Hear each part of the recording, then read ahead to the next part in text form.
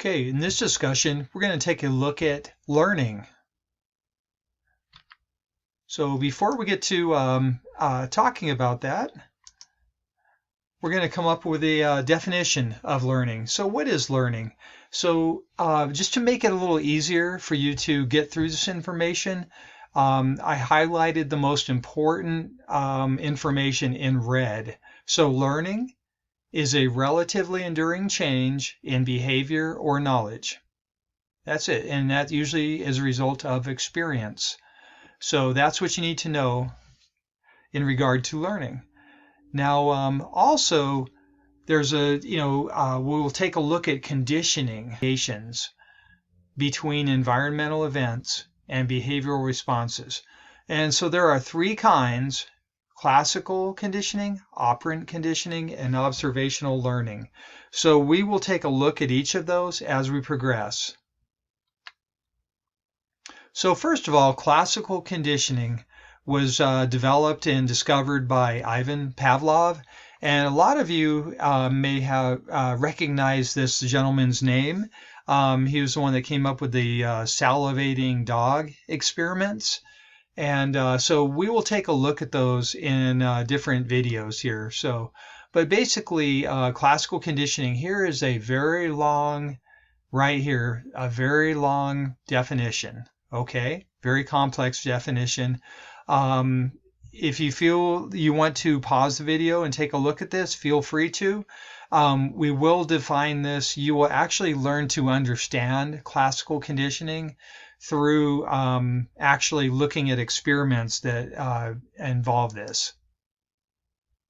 So the most famous, as I mentioned, the most famous experiment or research about classical conditioning that Pavlov came up with was the salivating dog experiment. So this is what's important. And so I highly recommend you pause the video, stop here and take a look at each one of these. So I will briefly discuss these. I'm not going to discuss this in extreme detail in this video because I actually created a separate video that focuses on this type of learning. So that's classical conditioning. So I definitely will provide the link to that in conjunction with this video. And so that way you will have a little more opportunity to take a look at this in more detail. So basically it's just this. Here are four terms on the left-hand side: unconditioned stimulus, unconditioned response, and then we have conditioned stimulus and a conditioned response. Okay, so a lot of you probably do not know what these refer to, and that's fine. You have not experienced these before. But take, for instance,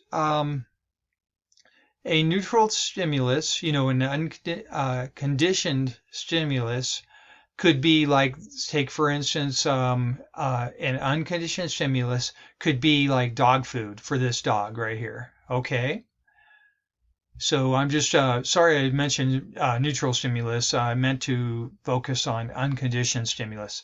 That's what the UCS refers to. That's unconditioned stimulus.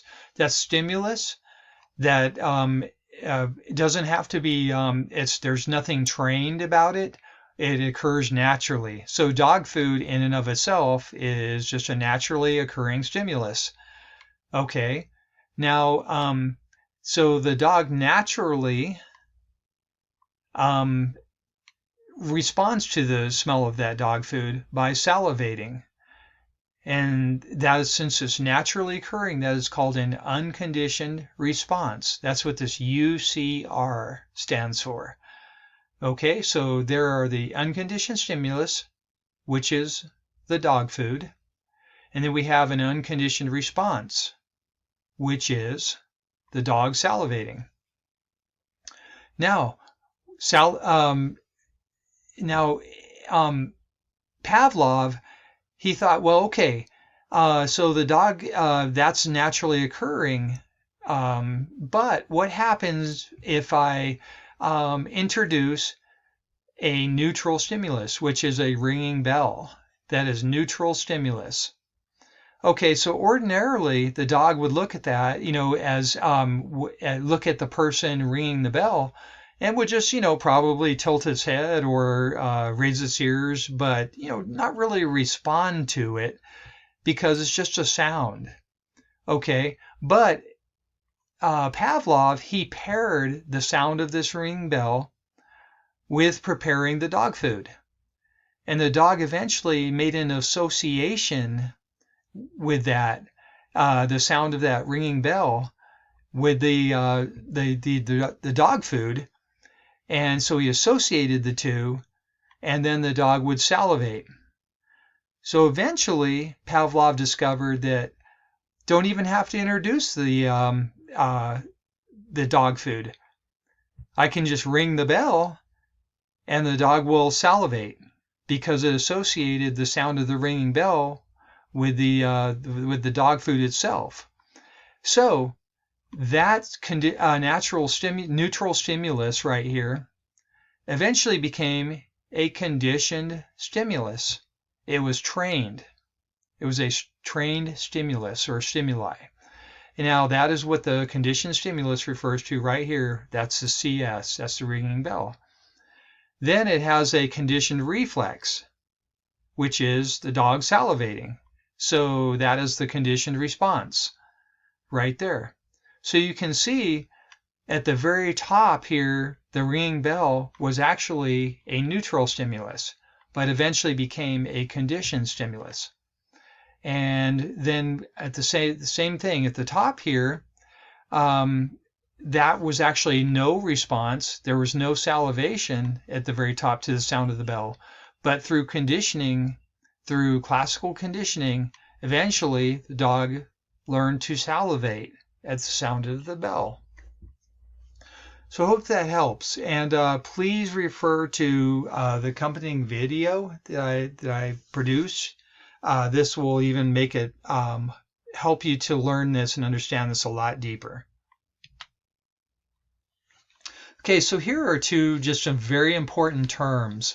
These are, even though they may sound complicated, they're actually very, very simple concepts. So the term right here, stimulus generalization, that's basically is a response occurrence of a learned response to not only the original stimulus, but to other similar stimuli as well. You can see I highlighted in red the term similar. Okay, so here is this photo right here. This photo right here actually refers to stimulus generalization, because what occurs here, what this refers to is this infant right here, as it's getting its shot, as it's getting the inoculation, it feels pain, and it also starts to associate all of the various other stimuli that occurred during receiving this inoculation. Take, for instance, this nurse that's dressed in white. Well, from this point on, the child, whenever it sees a nurse dressed in white or a doctor, it will think, oh no, I'm about to receive a shot, and hence, will experience maybe some fear, So that is called stimulus generalization. Okay? I hope that's clear. And on the complete opposite of that is stimulus discrimination. So that's the occurrence of a learned response to a specific stimulus, but not to other similar stimuli. So that would, in this respect, this infant might not, have the same response to doctors or nurses dressed in white. It's only would have the same, the response only when it sees the actual needle right here, the shot. Okay, so that was what is known as stimulus discrimination, and that refers to a specific stimulus. So hope that is clear. I know this is can get kind of complicated here. So please just take your time and bear with me here. Okay, so earlier we referred to the effect, like of classical conditioning as take for instance, we gave the example of the dog eventually becoming having the same response to the sound of a ringing bell as it did to the dog food. And eventually the sound of the ringing bell replaced the dog food. Well, then researchers thought, well, what will the dog salivate if we eventually associate a some other type of stimuli with the sound of the ringing bell, and eventually replace the ringing bell with the new stimulus? Take, for instance, the sound of let's just say an alarm clock ringing. So eventually they discovered that the dog did indeed salivate to the sound of a ringing alarm clock. And so not only was it replaced once, the stimuli, the dog food replaced once, but it was replaced twice. And so researchers, they came to call that higher order conditioning. Okay, and that's all you really need to know from this. Also, researchers have discovered, right here, I put a little note here, that actually when it comes to conditioning, timing can be pretty important. And so conditioning is most effective when the conditioned stimulus is presented immediately before the unconditioned stimulus, usually, a half second to a few seconds. So take, for instance, using the same example that we used earlier of the salivating dog experiment, the sound of the ringing bell, Pavlov discovered eventually that, well, if I ring the bell, usually within a half to a few seconds of giving the dog food, there will be stronger conditioning effects. So that's all that refers to. Now there are two terms I just want to quickly make you aware of here too. So in classical conditioning, there's what's known as extinction. That means just a gradual weakening and apparent disappearance of a conditioned behavior. So that's usually occurs when the conditioned stimulus, it's repeatedly presented without the unconditioned stimulus. Okay, so I hope that makes sense. All right. And then there's what's known as spontaneous recovery. Well, actually, recovery just means that the conditioned response right here, it comes back to the individual.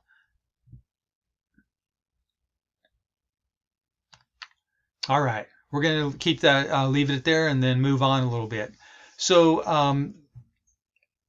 this researcher right here, John Watson, he was greatly influenced by the research of Pavlov.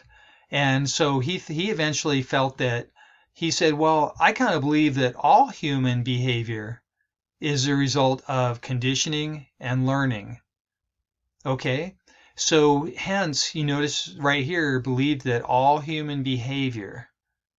Okay, so he is known as the basic founder of the approach called behaviorism. That's all you need to know from this slide.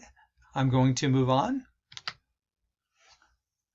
Now, another researcher that's a little more contemporary than the previous two is John Garcia. You don't have to, it's important that I remind you that you don't have to memorize this individual's name. This is not going to be tested or anything, but all you have to know is that he came up with a term. He said biological preparedness, came up with that term. And so basically biological preparedness, all that refers to is that the individual is innately predisposed to form associations. between stimuli and responses. So innately predisposed, what I put in red here, that means it's naturally occurring. It might occur through nature or through genetics or something. It's more biologically predetermined. So hence the term biological preparedness. And so a good example of this is like uh, take for instance, you might eat something and get pretty sick from it. You get severely ill from it, and you might spend the day feeling sick. Well, more often than not, the individual only needs to experience that one time, hence only needs one pairing. And then we'll usually avoid that food probably for the rest of one's life. Well, that is called biological preparedness because it only takes one time. So that's not like standard conditioning, that usually takes multiple times over an extended period of time for the conditioning effect to go into effect. So just want to make you aware of that. All right. Now this individual here, Thorndike, he said that basically, that we associate our behavior with, with the consequences. Okay, so I know that might sound a little bit confusing. So let's just learn by, taking it apart and looking at examples. So he felt that our learning of active voluntary behavior are shaped and maintained by their consequences. Okay, so basically, things like trial and error and law of effect, those kind of go along this researcher's train of thought. We'll leave it at that for now. And continuing with our discussion of Thorndike, take for instance, he did this experiment right here. And I mentioned law of effect a little bit earlier. Okay, so law of effect, all that refers to is responses followed by a satisfying effect become strengthened and are more likely to recur in a particular situation. So instead of being worried about all the words and definitions here, we can just look at this and learn from this. So basically, the law of effect is this. So he put these cats. Thorndike would put cats in what he called a puzzle box, and then he would put food outside here, this bowl right here, and through trial and error, through the law of effect, the cat would keep trying things until eventually it would press this lever right here, which would open the door and allow access to the food. Okay, so hence the law of effect. So that or trial and error. Both of those go hand in hand in this regard. So this cat right here, in this drawing right here in this image, is the responses followed by a satisfying effect became more strengthened. Hence, the satisfying effect was the door opening and then gaining access to this food. Now, there, also in this type of conditioning, known as operant conditioning, there are responses, followed by a dissatisfying effect are weakened and less likely to recur. So as the cat, in this example, as the cat was trying other ways to get outside by like pushing against this door or nudging against, these pillars or walls or whatever you want to call them, did not work, it was less likely to repeat that. Hence the term, so basically, it was followed by a dissatisfying effect. It was not able to access this food. So I hope that makes sense to you. So far, I just want to remind you, we've talked about classical conditioning, and then now we're talking about operant conditioning, this term operant right up here. So two different types of learning. Just want to remind you of that. Okay, so we're going to talk about a couple terms here. We're going to talk about reinforcement, okay, and how that helps to, increase future behavior. So, remember operant conditioning, in regard to, like, take for instance, the example of the cat in the Thorndike experiment. Operant conditioning, explains that learning is a process in which behavior is shaped and maintained by its consequences. Okay, I want to give you another example, though, something that you may actually be very familiar with and very motivated by. And that is like, take for instance, the majority of you, listening to this right now, want to either pass or get a strong A in this class. And so the type of behavior that you will continue to do throughout this course is shaped and maintained by the consequences of your behavior. So if you do all of the activities and all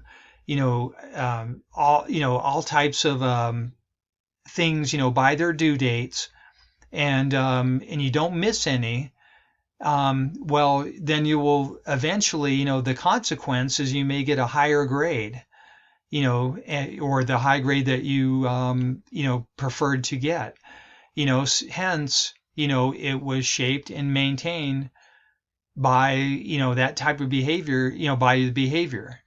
So I just want to clarify on that. I know this gets a little confusing at times, but just take your time. Feel free to pause the video and think about these. These are really not hard concepts. It's actually a little tougher to kind of listen to all the wording and examples. So if you just pause and think about it, more often than not, students will get these. Okay, so the second term on here is reinforcement, and that occurs when a stimulus or an event, it follows an operant, and it increases the likelihood of the operant being repeated. So in the example I used before about, I'm a student that wishes to get an A in this course, so I'm going to study for 1 hour a day, 5 days a week, and I'm going to actually memorize and study all the material throughout this course. The high grade, like, take for instance, as the student starts getting straight A's in this course, those are known as reinforcements. All right, I hope that makes sense. We're going to move on here. So there are two types of reinforcement. There are positive, and that means the addition of a reinforcing stimulus. Okay, so that increases the likelihood that the response will be repeated in similar situations. Okay, so that means, whenever you see the term positive, think of addition. Hence, the addition symbol is positive. Now, what's important to know, though, that there can be negative reinforcement as well. And that's basically, the removal of, or avoidance of, or escape from a punishing stimulus. Okay, so what's important, though, is you'll see that for each of these definitions here, the very end of the sentence, it increases the likelihood that the response will be repeated. And then if you look down here under the negative, it says the exact same thing, increases the likelihood that the response will be repeated. Okay, so just because it says negative doesn't mean it's worse than positive. Like take, for instance, a good negative reinforcement would be, take, for instance, so response results in the removal of or avoidance of a punishing stimulus. Okay, like take, for instance, you decide that you're just not going to do, you're going to take a break from doing the work in this course, and you're just going to just not do a week. You're just going to take a break, maybe go on vacation for a week. But then all of a sudden, the exam comes up later on and you got a D. Well, that right there can be a negative reinforcement. Okay, so that means the removal of or avoidance of. See, so you're avoiding getting a low grade on your exams from this point on. Hence, your behavior will reflect that. I hope that makes sense. Now, just, here's just a little more detail, on negative reinforcement, So I basically said this, so feel free to pause and review this. And we are going to move on. So there are two types of reinforcing stimuli. Okay, there's what's known as the primary reinforcer, and there's the secondary reinforcer. Well, the primary reinforcer, that means basically this, what I put in red, naturally or inherently reinforcing. Okay, such as like food, water, biological necessities. Those are known as primary reinforcers, naturally reinforcing. Okay, but then there's what's known as secondary reinforcers. And in red here, I said those are associated with a primary reinforcer. But what's important to know is that that is not a primary reinforcer. It is associated with a primary reinforcer. So I hope you understand the difference there. Moving on. So I just put this chart right up on here just so you could kind of compare the two between positive reinforcement and negative reinforcement. So what you need to do is pause the video and just take a look at these. And these are, what's important is these go across in rows, not columns. So the process, positive reinforcement, then go this way. Okay, and then negative reinforcement, look at this row. Okay, and you can see that both of these have the same effect on our behavior. They increase study time. So please, pause and take a look at these and understand the difference between positive reinforcement and negative reinforcement. Okay, now, on the other hand, there's what's known as punishment. Now, intuitively, I think we all assume, that we know what punishment means. That means the type of behavior when our behavior is followed by an aversive consequence that decreases the likelihood of a behavior being repeated. Okay. Take for instance, this is just an example, even though, it might not be looked upon, in a positive regard. But like take for instance, in child rearing, there are some that feel that punishment should be in the form of, should be physical in nature. Like take for instance, spanking. Now, that is a controversial type of practice, but I'm just bringing that up as an example. Okay, so that is known as punishment. So a child's behavior is usually followed by an aversive consequence. Hence, take for instance the spanking, and that decreases the likelihood of a behavior being repeated. Now, please remember, I'm going to go back to the example right before this really quickly.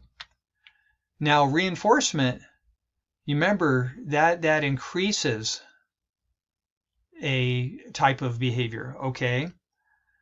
But punishment that decreases a type of behavior. So that's what's important to know about this.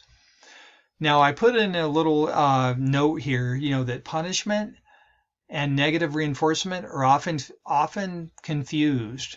So just take a minute and think about that. Punishment that decreases the likelihood of something of a behavior being repeated, but in negative reinforcement that actually increases a behavior being repeated. So I need to understand why those are often confused, but why it's not correct to confuse them. Okay, two types of punishment identified by Skinner, the researcher known as Skinner. Punishment by application, that just refers to basically an operant is followed by presentation of or addition of an aversive stimulus. That is called positive punishment. That's what's known as positive. Positive punishment is also known as punishment by application. Okay, but negative punishment refers to punishment by removal. So what's most important in this, to be honest, is really just understanding positive punishment and negative punishment. And so I put, this chart on here. Please pause this and take a look at this. Look at the rows here, and I think you will, find this be kind of amusing and kind of informative. Okay. In the name of time, though, I'm moving forward. So what are some of the problems with punishment? Researchers have determined that, punishment needs to be applied immediately, but it doesn't teach or promote alternative acceptable behavior. So more often than not, one is just punished, but they're not taught, what is acceptable behavior in this? Why are you being punished? So just think about that, okay? In the name of time here, I am going to move on, okay? But pause this video and definitely review this. Okay, and then here are some of the alternatives to punishment. So please review these and just become familiar with these, become acquainted with these.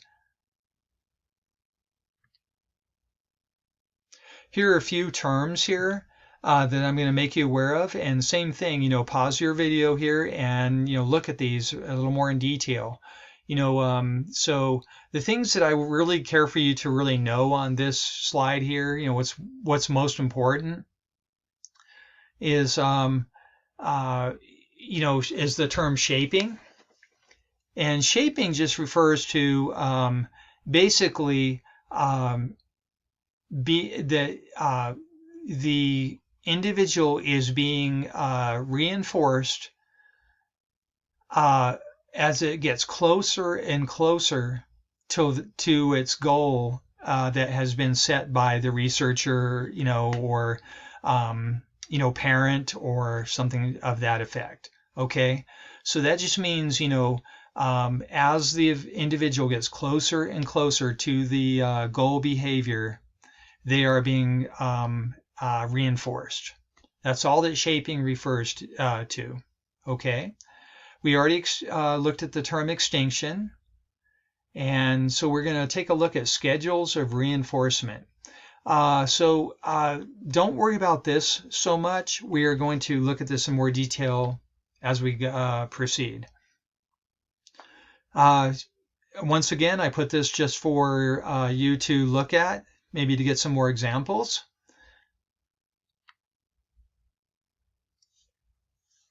And we're going to take a look at, some, reinforcement. So one thing that's important to know is this term continuous reinforcement. So continuous reinforcement just refers to the individual being reinforced every single time they exhibit a type of behavior. Okay? Hence the term continuous. Okay, that's all you have to know out of this. On the other hand, a partial reinforcement, well, that is refers to the practice of reinforcing the an individual, or just whatever research participant or something. Not every single time that they exhibit the type of goal behavior, but just occasionally. Okay, so instead of every single time, maybe every fifth time or something. That's partial reinforcement. Okay, so we are going to take a look at these a little more in detail in just a second here. Okay? Okay, so there are 4 terms here. Fixed ratio schedule, variable ratio schedule. These are all referred to reinforcement, by the way. Fixed interval schedule and variable interval schedule. Okay, so don't stress about that. We are going to take a look at these starting right now. So right here, what are the 4 types of reinforcement schedules? So fixed ratio, all that refers to is a reinforcer is delivered after a fixed number of responses. Okay, so that's, take for instance, okay, I'm going to give you an example here. So you can look at all this. I'm going to just focus on one of these. Like take for instance, remember ratio just means for every certain amount of something, a certain amount of something or a certain effect will be applied. So I'm going to keep that simple. Like take for instance, like say commission work, okay? For those who may actually receive commissions in their work. So take for instance, an example might be an individual receives $10 for every 100 newspapers sold. Hence, 10 out of 100, that is called a fixed ratio. Okay, moving forward.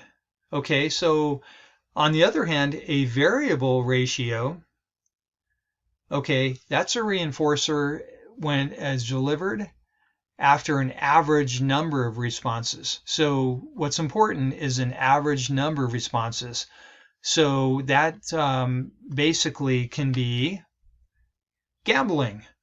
That is an example I put in here. So playing the slot machines at casinos, well, that is a variable ratio. So like take for instance, the gambler might receive $20 as a reward after pulling the lever on this slot machine 50 times. But the next time, it might not receive, the individual might not receive win any money until after, like, say, 75 times. Well, that is a variable ratio schedule. I hope that makes sense. Okay, so we're done with ratios. Now we're going to look at intervals. So first of all, we have what's called a fixed interval schedule. That refers to a reinforcer is delivered for the first response that occurs after a preset time interval has elapsed. So to keep this simple, real simple, here's an example. Paychecks are a fixed interval schedule. So basically, every 2 weeks, one might receive a paycheck. Well, that is a fixed interval. Interval means a basic unit of time. Let's just leave it at that, a unit or an amount of time. Okay, so a fixed, means it's set. So every 2 weeks, an individual might receive their paycheck. Okay. Now, on the other hand, there might be what's called the variable interval. Variable, intervals of time. So that refers to when a reinforcer is delivered for the first response that occurs after an average time interval. Okay, so that's not set now. It's an average time. So here's an example of a variable interval schedule. Like take, for instance, a pop quiz, that the instructor might give in a course, in a class. Okay, well, variable interval means that, students might, have to take a quiz, like 2 weeks into the course, but then they might not be see another quiz until 7 weeks into the course. Hence the term variable. And that refers to the two types of schedules, or of the interval schedules. Now, I put this as an example here just for you to compare, okay? So please pause the video here, just take a look at this, and just, this is just a little bit of a reminder of what we just discussed here. All right, so we're changing gears here. We're going to talk about some other types of learning, because remember I mentioned at the beginning of this presentation that there are many types of learning, many ways that learning occurs, okay?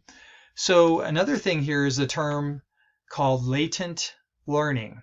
So that means that learning that is not immediately evident in an organism's behavior. Okay, so as an example here,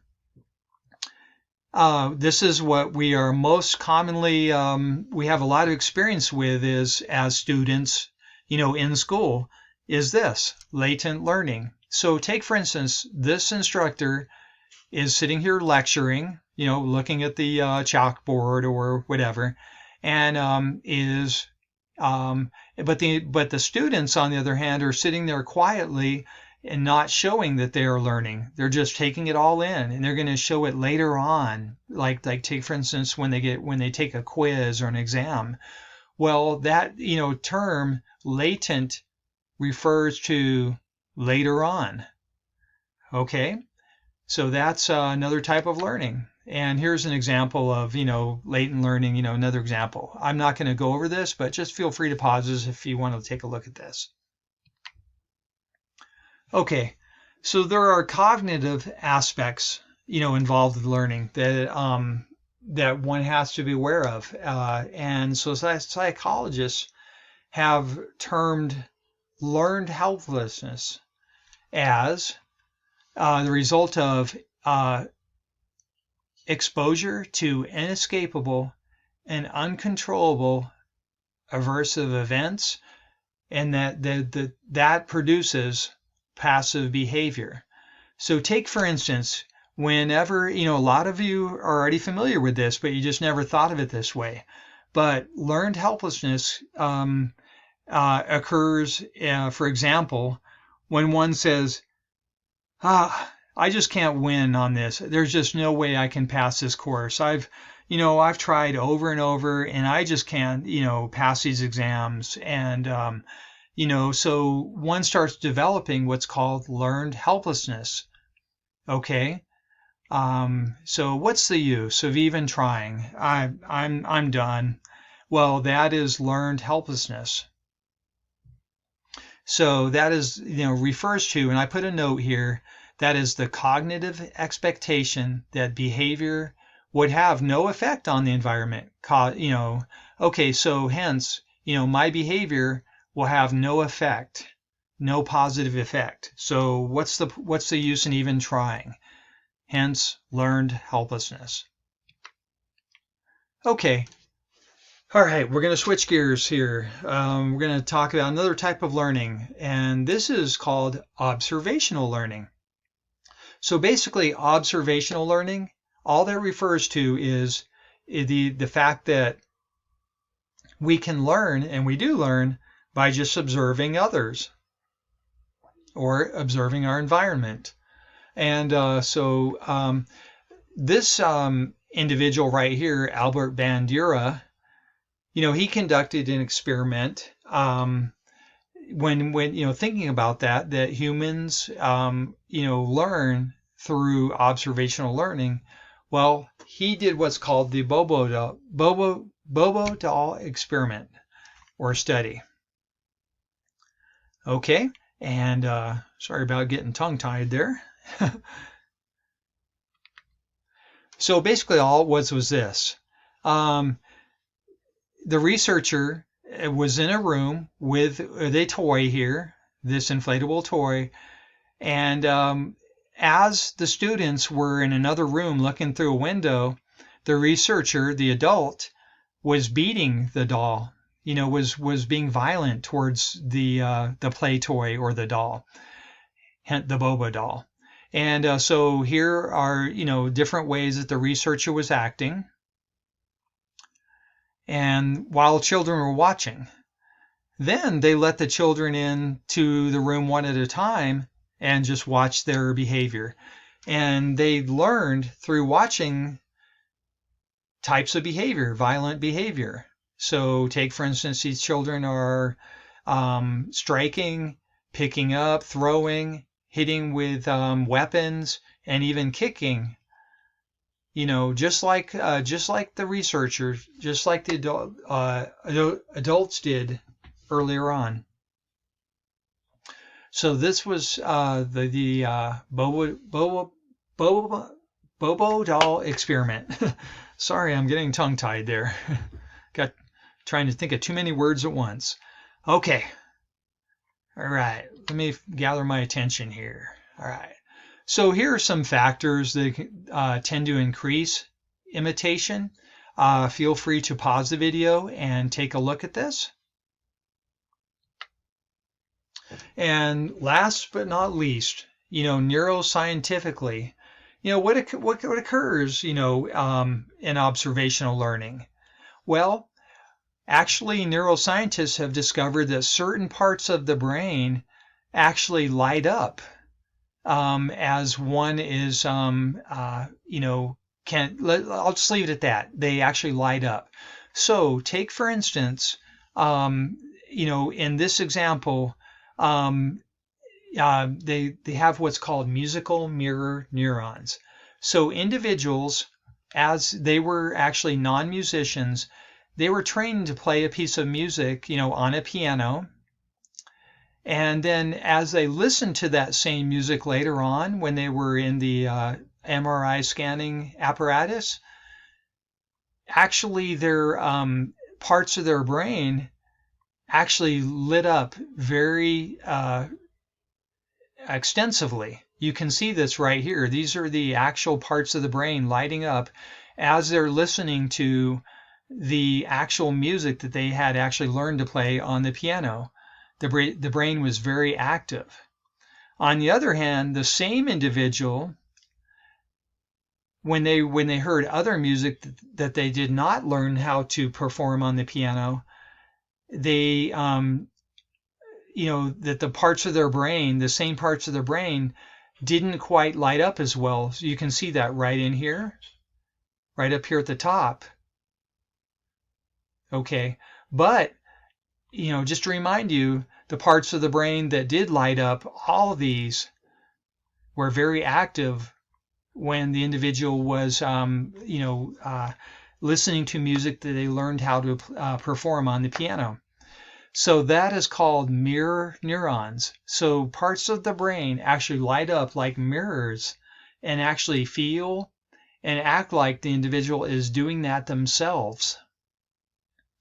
And so, that is something that those of you who are interested in the neuroscience of learning would actually be very interested in maybe even studying a little further on your own. So that concludes our discussion about human learning. And I know there was a lot of information on this presentation. Take it one step at a time. Break it up into sections, into topics, and then, learn each topic, very well before moving on to the next. So, as a reminder too, the next step after, viewing that and taking these steps through this video is to get out your study guides, start answering the questions from memory, and then if you cannot answer some questions, refer either to this video or to your textbook. And so thank you for joining in this, and good luck with your studies.